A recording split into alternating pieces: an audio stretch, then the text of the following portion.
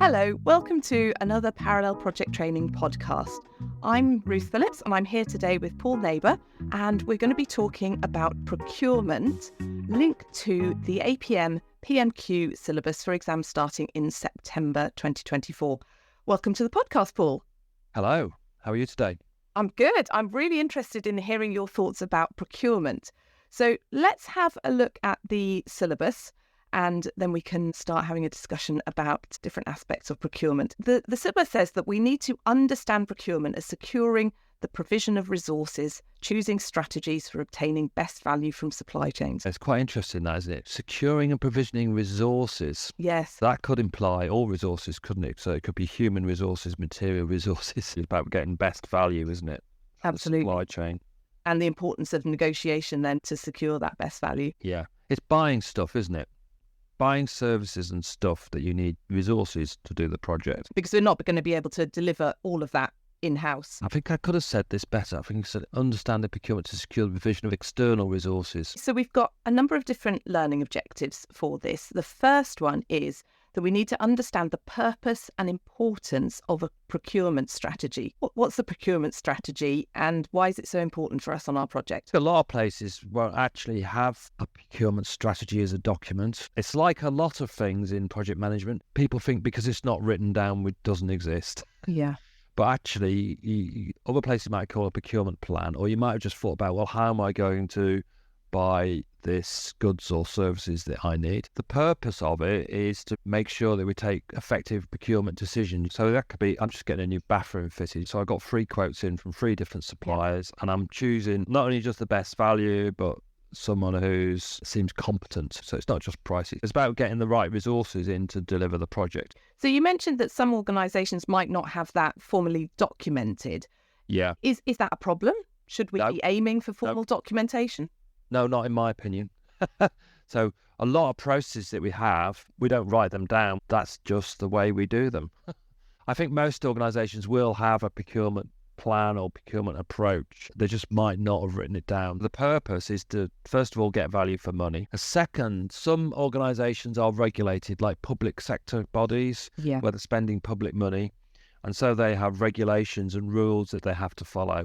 So it's worthwhile having a procurement plan or procurement strategy to make sure you follow those. And as with many areas, the importance is that our project is aligned with what the organisation does in terms of procurement, that we don't go off into left field doing something different. Yeah, and procurement is one of those usually highly regulated parts of organisations. You know, in a large organisation, have a procurement department, and that comes on to the second part, is really to define the roles and responsibilities for procurement.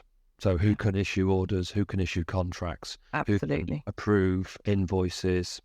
And there's a clear principle of like division of responsibility where you usually have at least 3 people in the loop to prevent corruption. I think those are the 3 things: getting best value for money, complying with any regulations, and being really clear on who's doing what the delegated responsibilities are. And those are the benefits of a procurement plan. If I were going to create one and document one, what would the typical contents of that be? Oh, that's a really good question. On a larger project, this could be a big document. On a small project, it might just be a section in project management plan. But typically, you would start off by thinking about what we're going to do in-house and what we're going to buy. So they call them make-buy decisions. If we take the work breakdown structure, for instance, which work packages should we do ourselves or should we recruit people to do?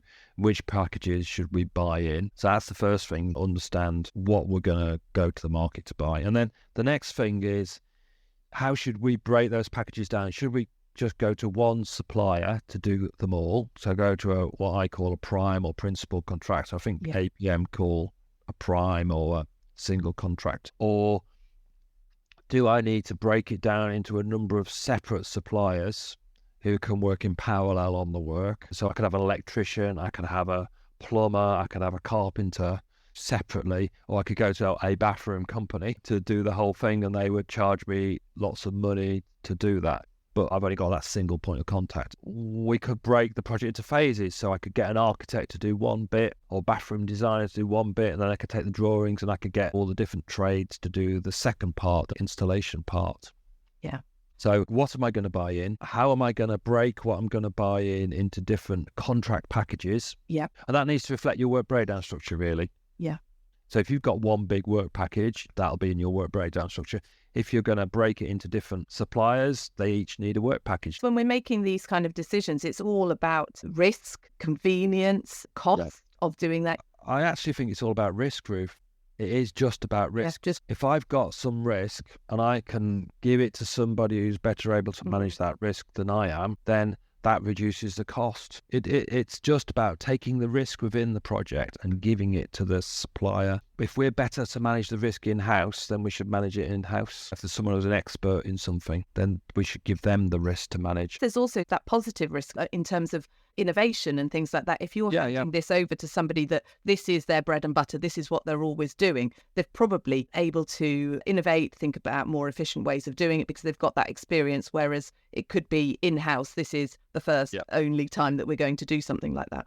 So think about a website. I could probably write a website for Parallel, but one, it would take me forever.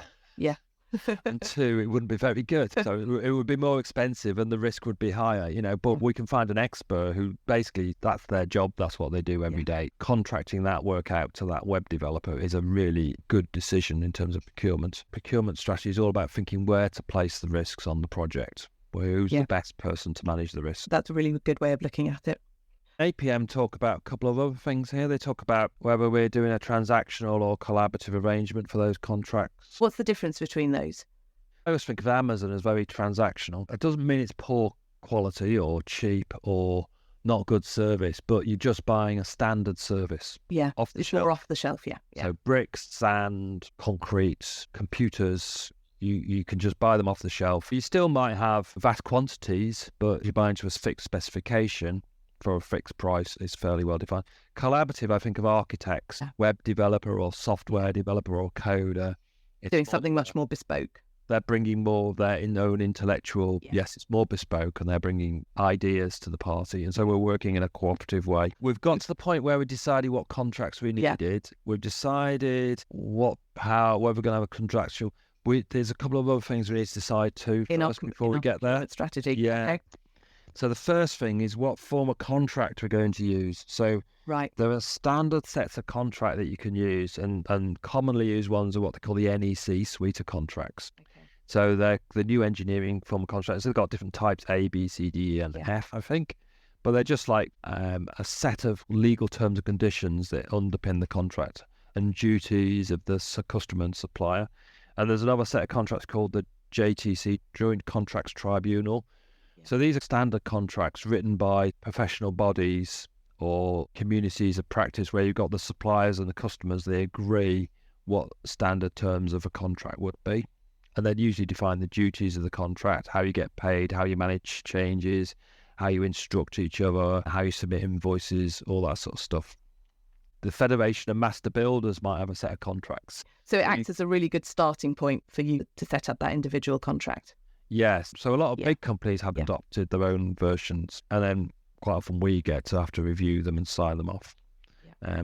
And then we need to think out what we're going to pay people, and we need to set out what the supplier selection process is going to be. So in your plan, you'll set out these are the steps that we're going to follow. It can be quite a big document. Yeah. I have seen really large procurement strategies. Could this be something that we have an example, a template of 4 projects that each project can then take and change the relevant sections to be specific, so you don't have to necessarily start from scratch each time?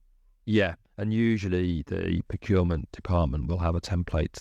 Yeah, and I would imagine when we're talking about contracts, if we've got a legal department within our organisation, they'll probably have something to say about that aspect of it as well. Yeah, normally the procurement people say, well, this is what we've agreed with legal, and you've just basically got to follow that. And then if you want to amend it, they'll go back and consult the lawyers. I think that's it for a procurement strategy. Okay, so we talk then, as part of that procurement strategy, we're going to set out the supplier selection process, how we're going to conduct negotiations, award contracts, etc. So talk me through what would be the typical stages in a supplier selection process.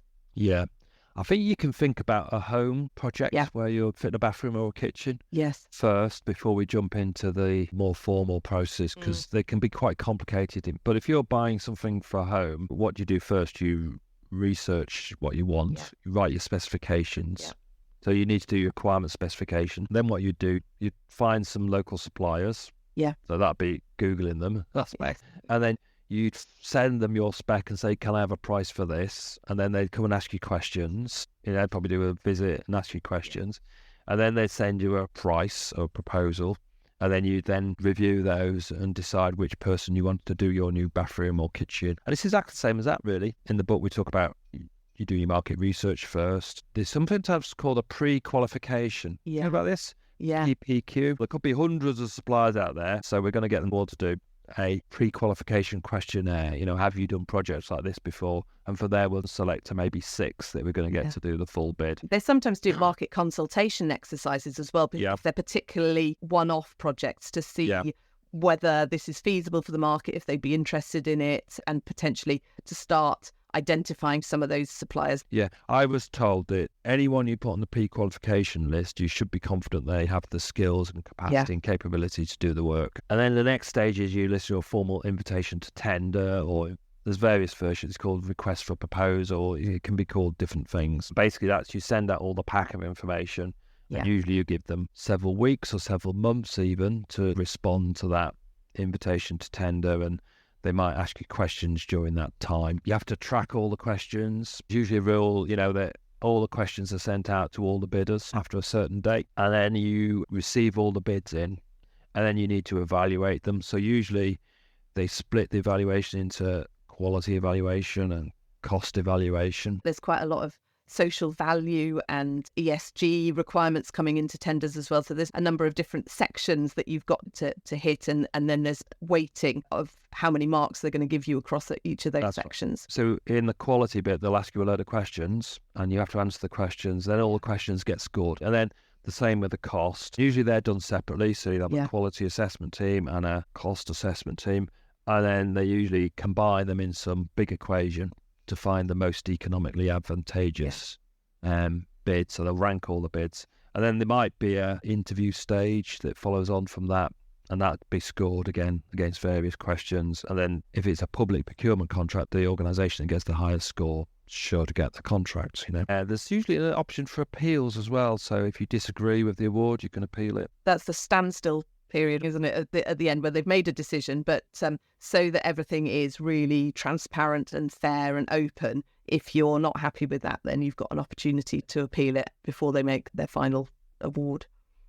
And then usually there's a bit of negotiation about the fine detail of the contract, the legal contract we talked about earlier. Then eventually you'll sign the contract. And it's then about managing that contract, so making sure that they actually deliver the work to the schedule and budget that you've agreed. That's the end-to-end supplier selection process. That could take some time. So how do we plan that into our project timelines? A lot of projects I've worked on, they have procurement as a phase. It wouldn't quite fit the APM life cycle, because usually you start procurement during what the APM called definition. But you can't complete it until your business case and PMP have been signed off at the end, because you can't sign the contracts. But you really want to get the prices back to inform your business case. It straggles that gate within the APM's life cycle. It feeds into so many things. Like you said, without knowing the costs, you can't complete your business case. Without knowing whether the project and your requirements are feasible within timelines, etc. You can't do that aspect of it. Quite often you'll see another gate that organisations have just before the contracts are signed. So a pre-contract approval gate. Because that's a big decision, and that usually has to go back to the steering group. So that's quite a common thing to see in in-house life cycles. So we've selected our supplier, and you mentioned that there might be some negotiation that goes on. The APM PMQ syllabus talks about different negotiation techniques, and we've got some acronyms here. We've got ZOPA, BATNA and Win Win. What are these all about? What does ZOPA mean? ZOPA. We use an example of buying a car or buying a house. So let's take a cheap house. Say I'm the seller and I'd like to sell my house for £130,000. I'm prepared to accept 110. You're the buyer. You're prepared to go up to £120,000. That's the maximum you can borrow. but you really only want to spend £100,000. So your maximum is 120 and my minimum is 110. Yeah.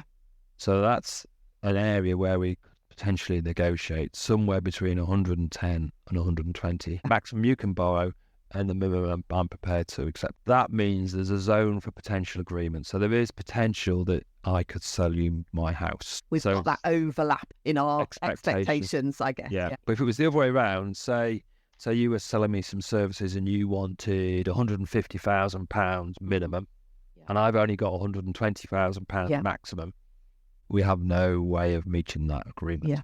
So we need to recognise that there is no zone of potential agreement. This deal's not going to happen. Okay. So that's ZOPA. What about BATNA? What does that mean?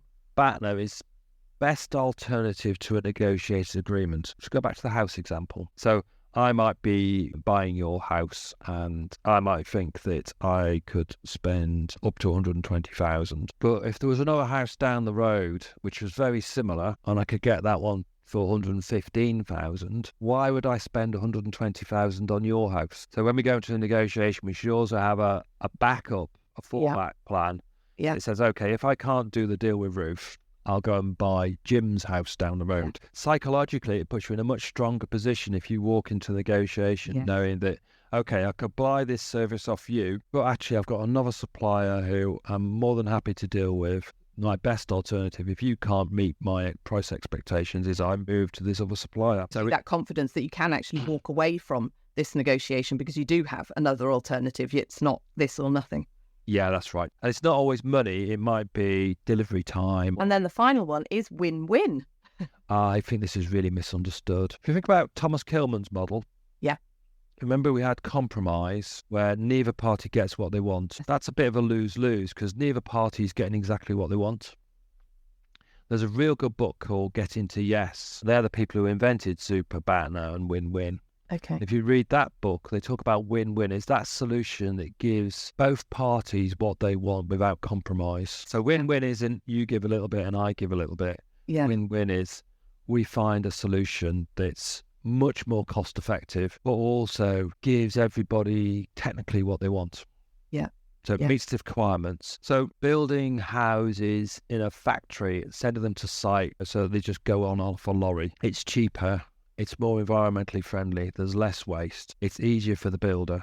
Yes. It's a win-win. But the buyer still gets a lovely new property to live in. Which is probably cheaper, better insulated. But to achieve that win-win, you have to change your paradigm. If we go back to the procurement strategy, I've often responded to tenders where they've pre-solutionized, but have also got another option of, if you've got a better idea about how you can meet these requirements, please tell us what that might be. It could be a completely different angle on things. Is that something that could help us get to that win-win?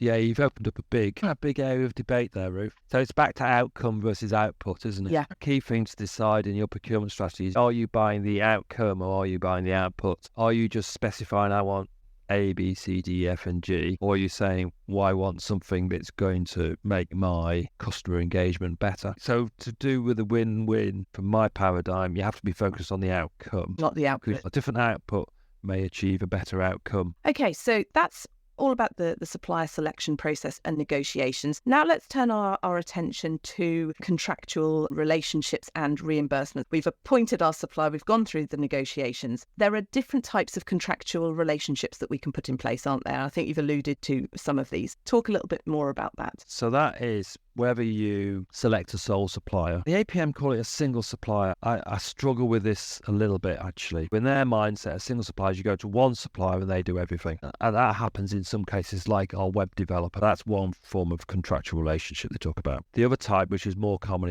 is where you go to a prime or principal contractor and they subcontract it all out to separate people. You usually pay premium to a prime contractor to manage those subcontractors. And they usually carry the risk of the interfaces between the different subcontractors. So they usually do the project management, the planning and the scheduling and all that sort of stuff. The other option is where you employ different contractors individually and separately. So this is like parallel contracts, but you've got to manage the interfaces. So you've got to make sure that the plumber is finished so that the tiler can come in. And the final one they talk about is sequential contracts, where You might give the whole project to one organisation, then at the end of a phase, move it on to another organisation. So that's often where you get an architect to do all the design work, and then you take that design and you put that in your invitation to tender, and you get a builder to bid for the construction phase, but you have to manage the interface between the architect and the builder. You're stuck in the middle. Again, it's about the risk, how much risk you want to take, where you think that risk best sits. Does that best sit with you as the client? How should we break down the contracts into the different risk areas? So we've got our contractual relationships. We need to pay our suppliers now. There are different methods of supplier reimbursement, and the syllabus says that we need to know what those are and when it's appropriate to use them. So they mention fixed price, cost plus fee, per unit quantity and target cost. Let's go through each one of them in turn. Let's start with fixed price then. So this is quite clear, isn't it? Fixed price is usually when you've got a really well-known specification and the contractor can provide a fixed price for a fixed scope of work. So you have to know what your scope of work is. Okay. So when would you use it? When you've got a clearly defined scope of work. So on a linear life cycle, for instance, be most effective because you've got that detailed requirement specification, output-based delivery. And the supplier feels confident and able to quote that fixed price. So the next one then is cost plus fee. This is where you pay the supplier's costs. So usually it involves some form of open book arrangement where you can see all their costs. You need to see the salaries of the people they employ and all that sort of stuff. So it's quite high transparency. You'll see their timesheets and expenses, and then you agree a profit margin on top. That can be like a percentage. So you can say, I'll pay you 5% profit margin. So send us all your timesheets, your invoices, and everything else, and I'll pay you 5% profit on top of that cost. Or it can be a fixed fee. So I could say it's £1 million contract and I'll pay you £100,000 of profit. Yeah, okay. So I'll pay all your costs, but the fee, the profit that I'll pay you is fixed. As the scope goes up, you don't get any more money. So when's it appropriate to use that? You mentioned that there's a high degree of transparency that's required between the supplier and the customer. When would you use that method? You'd use that on iterative life cycles, because if you think about an iterative life cycle, what you're buying, you're not buying a fixed scope. What you're buying is 5 developers in a bunker for 5 weeks. So you're basically buying cost plus a fee. You're just basically buying a day rate, aren't you? And that outcome more than a specific defined output. Yeah, and they're also used in R&D projects and things like that where there's high levels of uncertainty and risk, or often at the front end conceptual phase, so concept studies. That makes sense. Next one then is per unit quantity. What's that one about, and when is it appropriate to use that? Per unit quantity is usually where you're paying an agreed price for each unit. So travel and subsistence is the most common example people know about. So if you drive a car on your client's business, you charge them 45p a mile. Yeah. So it's an agreed unit rate. If you pour a cubic metre of concrete, you pay this much per cubic metre of concrete. Yeah. Usually the quantity is measured afterwards. So they're called remeasure contracts. Okay. But there's sort of like industry standard rates quite often for the unit. Our final one then is target cost. What we do here is set a target price at £1 million, and I'm waving my arms in the air, which no one will see on the podcast. So you set a target of £1 million, and then you have a pain share, gain share mechanism. So if we overspend the target, say we go over to 1.2 million, then I will pay you 1.1 million. So I have £100,000 of pain and you have £100,000 of pain. So we share that. If you manage to deliver the project cheaper at £800,000, for instance, then I would pay you £900,000. So I save £100,000 and you get £100,000 bonus. Yeah. So we share the pain and share the gain. When would we use them? You need a really good way of setting the target. So again, where you've got really well-defined scope. Someone told me once that warehouses, these big tin warehouses, they use them on there and they're really effective because it's really easy to estimate parametrically the cost of building a warehouses. They're all the same. So there's lots of ways that you can save money from economies of scale, especially if you've got like a big industrial estate with lots of them on. So by ordering the materials at the right time, it's a really well-defined scope. It works well. I guess it won't work that well if it's not realistic that the supplier could get that reward section of it. If this is what they're likely to spend, they're not going to be likely to make those economies of scales and efficiencies. Then you're not really motivating them to achieve that. Well, if you were bidding for a target price contract and you were a bit vague about what the cost was going to be, what would you do? I'd probably bid higher, put the prices up. Exactly. But if you were bidding for a target price contract and there was a well-known industry parametric model that told you what the price was going to be, you'd bid at that price and find efficiencies. And then find those efficiencies. I have worked on target price contracts, and the incentive is to overinflate the target. And then that creates really bad blood because you as a client go, well, I've been done here. Looking at all of those different methods, there are circumstances where it's more appropriate to use them, but there are also pros and cons to using different types of reimbursement method. So you would use them where there's an opportunity to collaboratively work together to reduce the cost. I don't know whether do you think you'd use them for iterative life cycles? That would be interesting, wouldn't it? Target price. Would be. To deliver this performance specification and the target is £1 million. If you have more iterations than planned, then we share the pain. Interesting. Because the cost should be fixed and defined, potentially you've got the opportunity to deliver more scope if you're coming in below that price. Yeah. I know it's an interesting one to think about. I've never really got anybody who could explain to me how you do procurement of large competitive procurement of iterative projects. I think it's mostly used for in-house teams. Or where, as you said, that's more per unit quantity is used, and you bring the supplier resources into your team, and they essentially are part and parcel of your team, managed as part and parcel of your team, but the costing and the reimbursement is done via a contract. If I was a software developer, I'd much rather work on an iterative life cycle commercially than a fixed price, because I could just keep adding iterations and I'd be a cost plus effectively, wouldn't it? I think that's one of the big downsides of iterative life cycles is the cost plus nature of the contracts. I'd agree with that. I think we've covered all of the learning objectives, Paul. We started off by thinking about the purpose and importance of procurement strategies, and we looked at the typical contents for such a strategy.